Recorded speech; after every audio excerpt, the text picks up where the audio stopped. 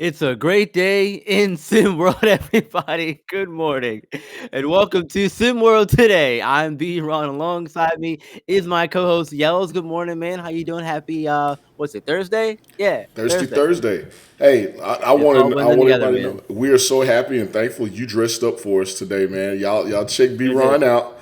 He's Sure did. feeling so good. He's either Hugh Hefner today or he's Mariah Carey. One or the other. I tell you what I am. I'm real warm. That's what I am, man. It's cold in the studio, brother. I Look, feel you. you know you gotta dress for the occasion. The Touche. occasion is I'm cold, and yeah, Yeah, we're gonna be warm today. You know. understood.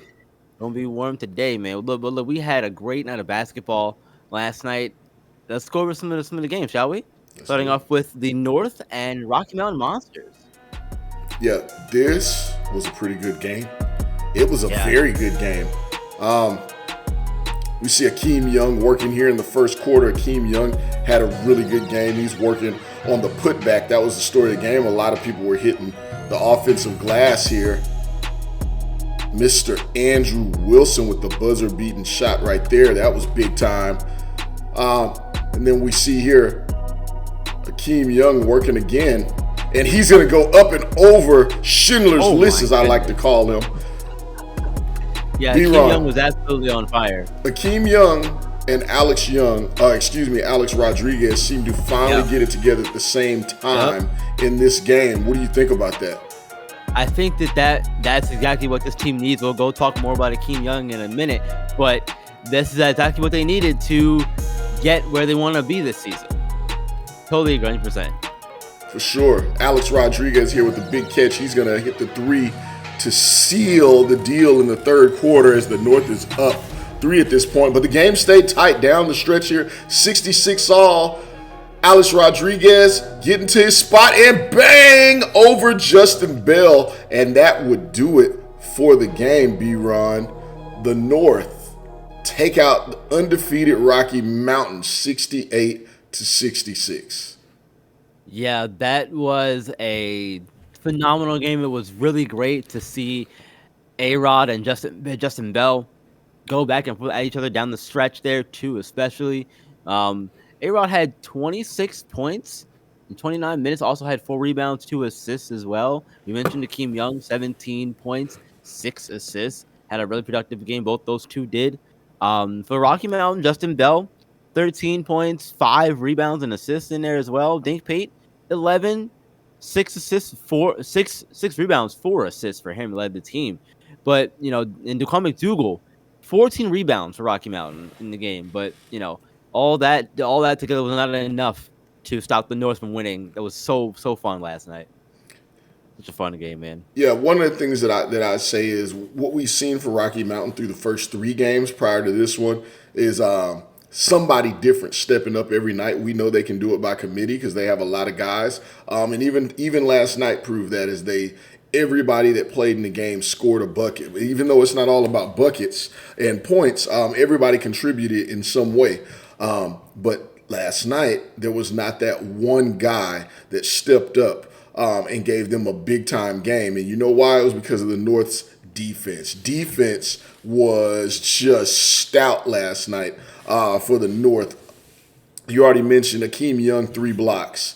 Mitchell Marison Cole, 3 blocks. Theophilus Monty, 2 blocks. Excuse me. I had Mitchell Marison Cole with three. He actually had 2 blocks there.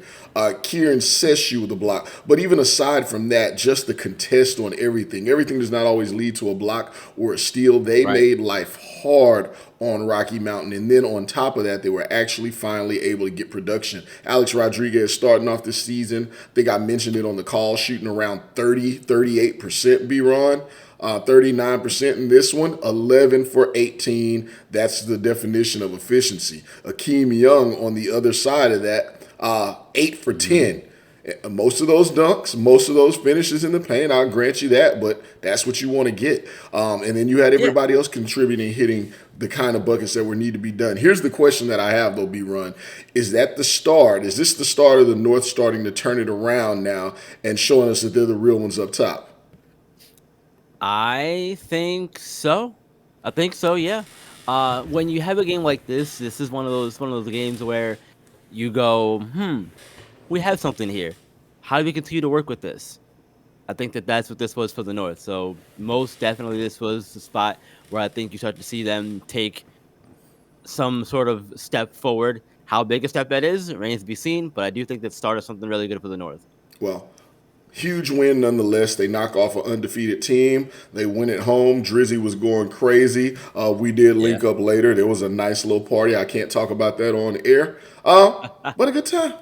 Good time. Yeah, good time, a good time, and look, in our next recap here, APAC had a really good time in Oh, their game against Latin America. Yells, yeah. really, really did. Leonardo Fields doing his thing yet again. We don't get a whole lot of clips from the international squads as far as what's going on out there. But what I can tell you is APAC finally got their first win. And it wasn't on the back of Kai Newby. Kai Newby finished this one with just 14 points. Leonardo Fields, 22 and 14, 2 blocks. On the other side of that, Latin America struggled big time. Nobody scored double digits for them outside of Richard Hennessy, who finished with 10 points, 11 boards. It was an absolute mauling as APAC wins this one 70-43. Latin America, I believe that is the lowest scoring game so far in SimWorld Prep. The defense has continued to be the theme so far this season. We've seen Best Coast held under 50 twice in absolute Yep. moppings. And now we see this one here at 43 that Latin America is only able to put up. Is your Yeah, bigger and it's now takeaway? the new season low Yep. too, points in the game. And that's what I was saying. So let me ask you, B Run, is this more of a turnaround game that says, okay, APAC really is who we thought they were, and they were struggling early on, or is this a testament that Latin America just is not good? Come on, I nice guy. Come on, nice guy. Let's think hear it, it. I think it's the latter at this point right now. Latin America, 0-4 right now, and I don't think this team is where they need to be right now. Unfortunately, I think the loss of JMO definitely hurt them more so than we may have thought it would, because they have some kids here, but I think again losing a player of JMO's caliber definitely hurt the team. If you could have had JMO with Richard Hennessy and all the kids that they returned, plus the new kids like Xavier Hawkins as well, I think you'd have a pretty decent team here. But without JMO, I think that's definitely hurting them a lot. You know how I feel about this. I don't know if it's just J Mo, but had they had Olvin Carballo, who's just tearing it up in Yeah, Southeast Select, right, Gabe right. Pope, who is a fan favorite and a dog on defense, then that can overcome. You add that 15 to 20 Agreed, points a agreed. game to this team, and they're very different. When I look Yeah, over last night's score, though, and if I were to look over stats, their shooting efficiency is atrocious, and maybe it was just a bad night because they've competed better than this. But 2 of 9 from Cesar Castaneda, 3 of 13 from Akiyama Revelo, Red Jointner, 3 of 12. I mean, they shot 28%. They shot yeah, 28% from the not field. good at all. You won't win. You won't win a starting position in baseball at 22%. To 2-2-2, whatever you need to say. Like Yeah. that's a deplorable shooting percentage. I'll say hats off to APAC and their defense, but I do think Latin America just missed some shots here. But hey, another squad on the come up getting a win here early in the season after struggling mightily. What do you think about this Leonardo Fields kid, though? I didn't think he'd be this good. I didn't know what to expect from a lot of the new faces coming in, just because again we said it throughout the all season. Pickup games are different vastly from regulation games here in SimWorld Prep. So I try not to read too much into those pickup games. So seeing him in an actual game, man, I'm blown away by his impact on the team that he's had. And I'm sure him playing with all his brothers is definitely a big part of that too. But man, he's been extremely impressive so far beginning of the season. I'm very excited to see what more he can do both as season goes on and as he continues his journey here in SimWorld Prep.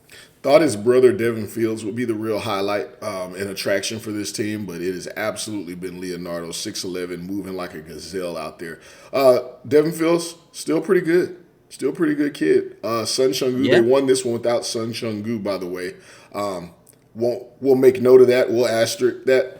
but we won't just hop on that train and push that narrative just yet, B-Rob. No, not yet, not yet. They have a home game coming up soon, though, right? So we should see them in action too. But our last recap: Run DMV up against Raining Trays, and this was another one, Yells. I'm sorry. Go ahead, take it away, Yells. Trying to get It was, all my you facts know, together, B-Rob. You, still you your thunder, starting that man. one Yeah, off there. yeah. My Yeah, bad, my bad, my bad, man. Brandon Trays, another loss. No need to to try and pull out the the storyteller in this one. They lost this one by 361-58, and it was the story of Japhet Towns being the only person that was able to get it going. Other than that, another defensive battle there. We see Nick Beal, who comes off the bench now. Ironically, Cam Jones knocking down 10 or knocking down 2 of his 10 to finish the game. But you see there in that graphic there, great defense. Great defense, excuse Yeah, me. great Great defense defense all from Rum around. DMV getting it done. Where this team is supposed to be running and gunning up and down the court shooting threes, they got it done, holding Raining Trays to only 40% from the field and a mere 13% from deep as the Raining Trays were only able to knock down 2 of 15 threes. So we talked, in the pregame and in the post-up, Jalen and I talked about Raining Trays, and all day yesterday, people kind of talked about Raining Trays having a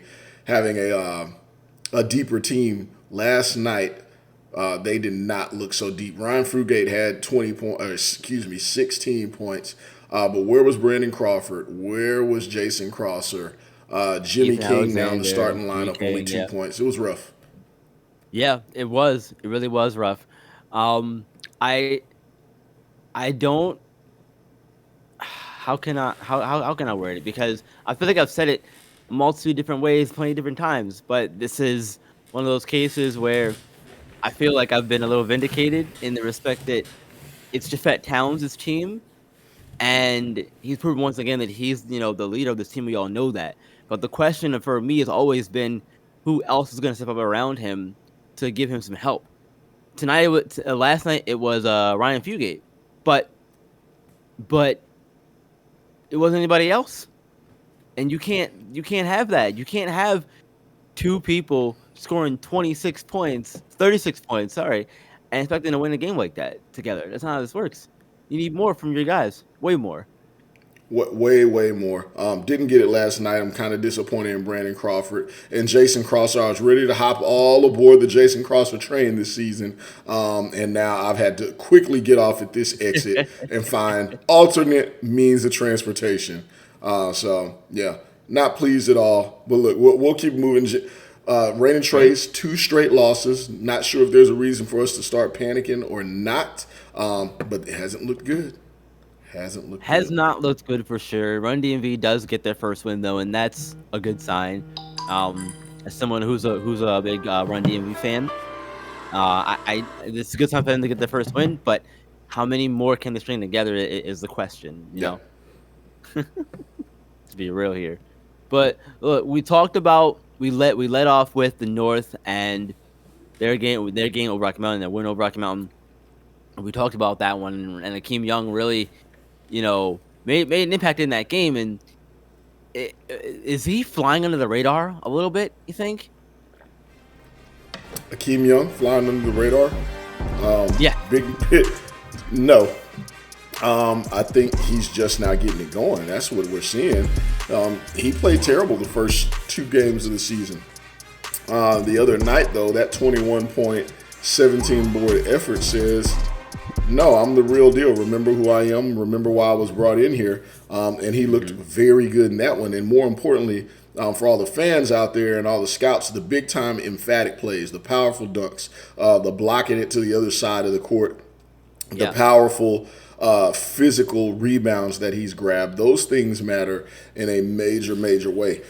So nothing under the radar about that. He just wasn't doing it before. Last night he did. He showed up again. He didn't lead the team in scoring, which he doesn't have to do. He's an offensive rebounding, or excuse me, a presence on the glass, all along with offensive rebounding. He's muscle. He's athleticism, and The squad had to contend with that last night while Alex Rodriguez got it going, which is a part of what opened him up as well as the rest of the team. So no, he's not flying under the radar. He just didn't get it done earlier, but now he is. He's showing everyone what it is that he does very well. Okay. Okay. So I also don't think that he's flying under the radar under the radar necessarily either. I think that, like you said, he just wasn't getting it done early. And when you're not producing to to a certain point, you know that's what it is. We can't say you're flying under the radar. Flying under the radar would have been if he was averaging let's say 12 and 10 a night, or throughout a couple of games. Then he had a big game.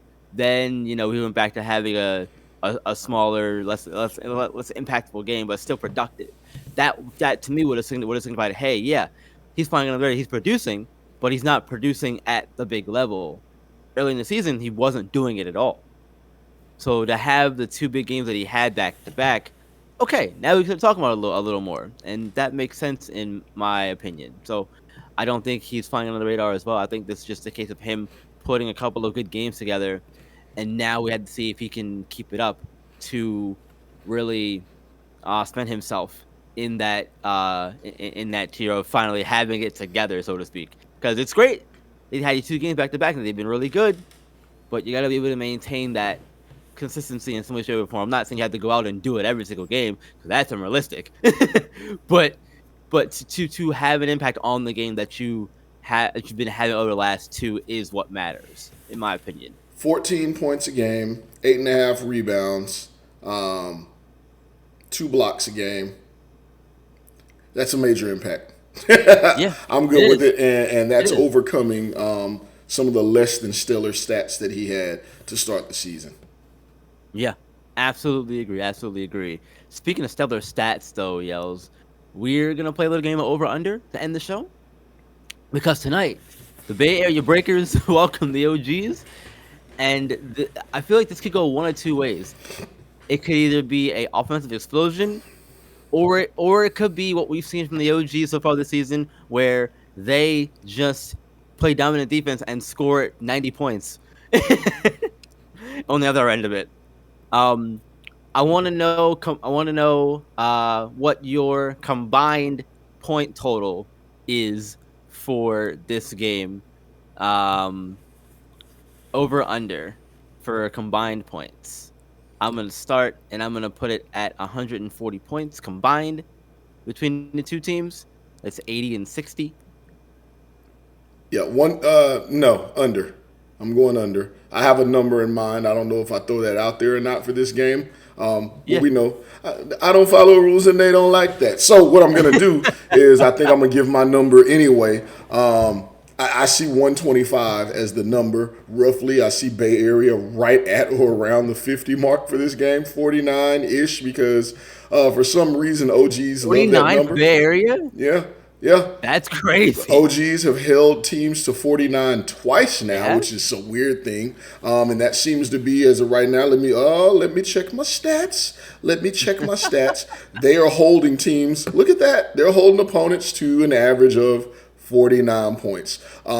Bay Area has not seemed to forge their full identity yet this season, in my opinion. We know it's Trey Hyman, but what else is it? So I say good old 49, 50 points for Bay Area. And yeah, if we do some quick math here, that means 75 for the OGs. So 125 is the number I'm looking at. I'm looking at much Okay. less than 140. So I'm taking under. All right. I like it. I like that, man. Look, this is gonna be a really fun game, man. And I think that if we've been waiting for a game like this for a while, I think despite the start the Breakers are on, they're still, in my opinion, one of the top teams in It's SimWorld because Prep. you're a nice guy. Yes, but also they have the talent to be. So I think when we get to the point where we're 10 games in, and they're not doing well, that conversation may change for me. But for right now, I'm still keeping them in that top 5, top 10 category for teams here in Simple Prep. I think that this is going to be one of those games where the Abigail C Pride combo is going to be rocking, and it's going to be fun to see Cooper Flag Jay Lasser, go up against Trey Hyman and the Hyman brothers and everybody else over there on that team. There's two coaches too going at it in Alisa Dodge and Jerry Pope. It's gonna be really fun, man. I can't wait for that one. So excited. And it's a 7 o'clock game too on SimWorld TV, no less. So first game of the night. Yeah, I was just getting ready to get that promo out there. What else you got on this over under? Let's see. Let's go Indy and Southeast Select. Okay. Indy Southeast Select. Let's do points for Dylan Harper in this one. Over under 25. Over. Over, okay. I didn't freeze on the screen. I didn't freeze. I'm going over. Dylan gets his 30 piece. I think he gets the minutes. I think he gets the touches. I'm going Dylan Harper over 25. Over 25 against Southeast Select. Okay, I like that. Yeah, I know. Against Southeast Select. Against Southeast Select, yeah, that's a little surprising for me. But hey, I'm gonna say under. It won't be much. I'm gonna say under 25. Just because I believe in Southeast's defense, I think that they'll be fine. Another one for you. One more real quick. We got it here. Philadelphia Elite Cascadia, the 9 o'clock game tonight. We know Philadelphia is great on defense. Unfortunately, in their last game, it didn't really show. But I want to go. Let's do forced turnovers for Philadelphia Elite. Over under starting at 7. I know it's high, but 7.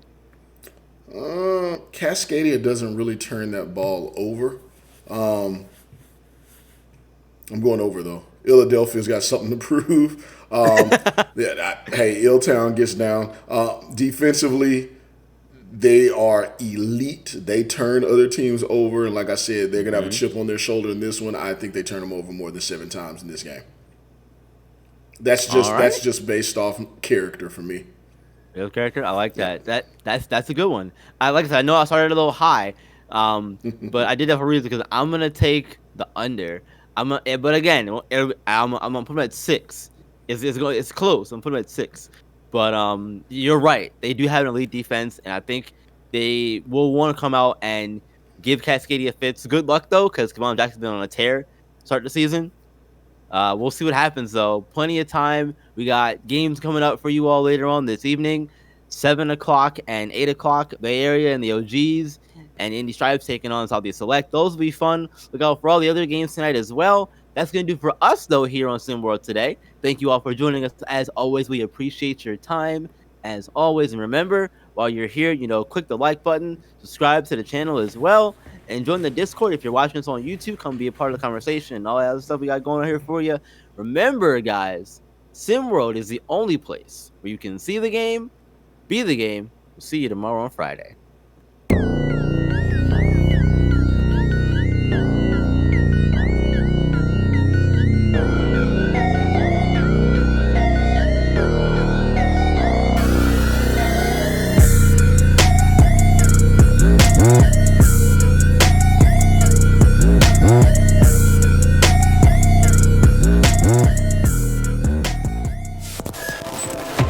This has been a presentation of SimWorld